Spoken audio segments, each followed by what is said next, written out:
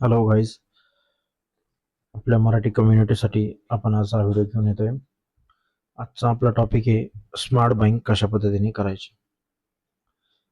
तर इथे बघू शकता तुम्ही PCBL केमिकल लिमिटेड ही एक कंपनी आहे.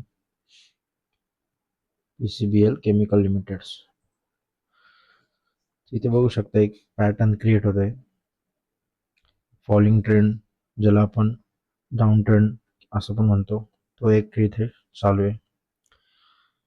इथे बघू शकता सपोर्ट क्रिएट केलाय मार्केटने. सपोर्टवर मार्केट इथे मल्टिपल टाइम्स आता सपोर्ट घेते आणि मार्केट अप्पर साईडला जाते. याच्या आधी पण बघा इथे 2024 साली पण सेम पॅटर्न वर्क झाला होता.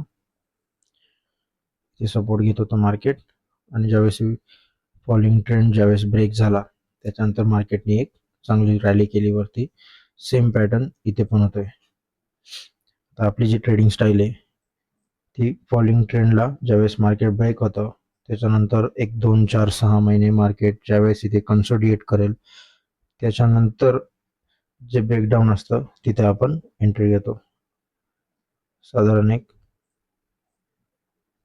अशा पद्धतीचा इथे एक रेजिस्टन्स,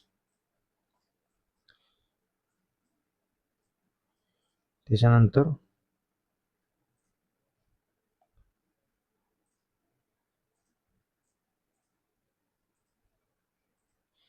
एक अशी रॅली आपल्याला एक्सपेक्टेड आहे. इथे एक मी स्टॉक दाखवतो बघा. मी ग्लँड फार्माचं पण एक अनालिसिस केलेले. Same pattern, falling trend breakdown झाला त्याच्यानंतर इथे एक 6 महिने वर्षभर मार्केटने इथे कन्सोलिडेट केलं, म्हणजे बेस क्रिएट केला आणि आता इथून ब्रेकआउट. Same pattern. इथे अदानी ग्रीनचं पण बघा, इथे मार्केट मेजर ड्रॉडाऊन आला होता. त्याच्यानंतर बघा एक रेंज क्रिएट केली मार्केटने, अगेन रेंजमध्ये आलं आणि पुन्हा एकदा रेंज क्रिएट करून बेस क्रिएट करून मार्केट आता अप्पर साईडला मूव्ह करते. तर VBLचं पण बघा, वरून बेवरेजेसचं सेम पॅटर्न. कुठल्याही प्रकारचा चेंज नाही, काही नाही, काही नाही. एकदम स्मार्ट मनी. आणि रेंज किती? 25 ते 30%.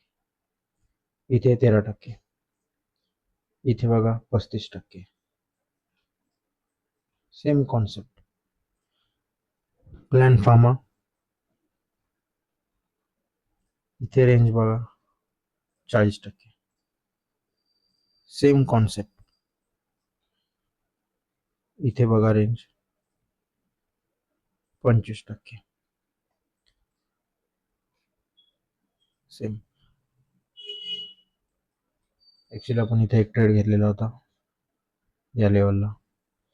एक 28%चा गेन आपल्याला 2024 मध्ये मिळाला होता. Same concept. बॉटम बाईंगचा फॉर्मॅट इथे बघा.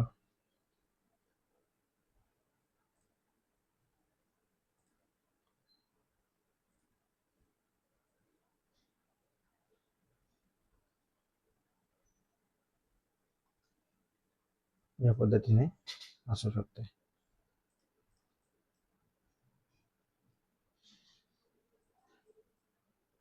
Same concept.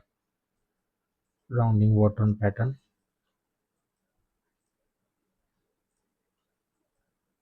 मल्टिपल टाइम्स इथे सपोर्ट बेस क्रिएट करणार आणि त्याच्यानंतर इथून मार्केट अप्पर साईडला जाणार.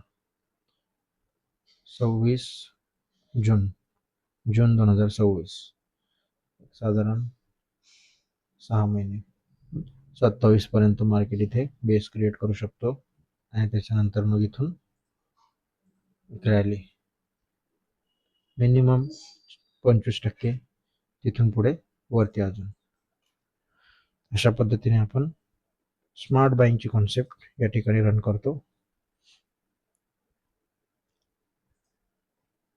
फंडामेंटली पण बघा, PCBL कंपनी 12,000, त्यानंतर P58चा आहे, इंडस्ट्री P52चा आहे. थोडीशी एक्सपेन्सिव्ह आहे, ठीक आहे, पेग रेशो मायनस आहे. त्याच्यानंतर 200 DMA वरती ट्रेंड करतोय. इतकी बुलिश नाही अजून, पण आहे, साइडवेज टू बुलिश आहे. त्याच्यानंतर रेटिंग प्रॉफिट 243 40, थोडस प्रॉफिट कमी झालेलं आहे. ओव्हरऑल जर बघितलं लास्ट क्वार्टर पेक्षा मार्च 2025 पेक्षा 26 मध्ये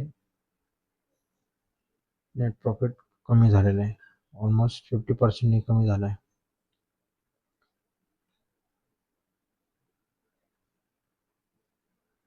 बोरोईंग 5,000च्या अराउंड गेली आहे.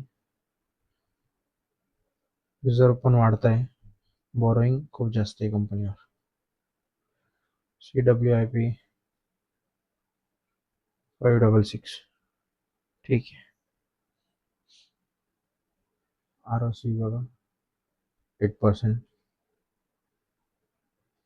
त्याच्यानंतर फ्री कॅश फ्लो 851 करोड.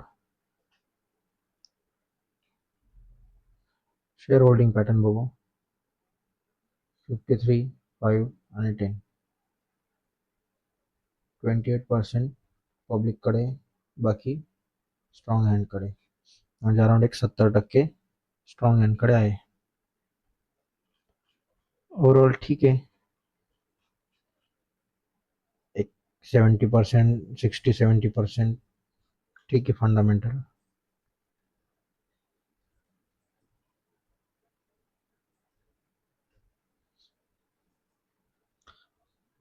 तर बघा, अशा पद्धतीने आपण स्मार्ट मनीची जी कॉन्सेप्ट आहे ती रन करतो. छोटे छोटे प्रॉफिट्स 20-25%, 30%, छोटे प्रॉफिट्स घ्यायचे, निघून जायचं. दुसरा स्टॉक बघायचा, तिथे छोटे छोटे छोटे प्रॉफिट घ्यायचे, 20%, 25%. अशा पद्धतीने स्मार्ट मनी आपण क्रिएट करतो. कुठलाही स्टॉक, माझं जे अनालिसिस आहे, माझी जी बाईंगची जी कॉन्सेप्ट आहे ती याच्यावरच रन करते. छोटे प्रॉफिट्स 1-2 महिने, 4 महिने, 6 महिने, आणि प्रॉफिट घ्यायचा, निघून जायचं. अशा पद्धतीने आपण स्टॉकमध्ये एंट्री घेतो, एक्झिट घेतो. ठीक आहे. थँक्यू.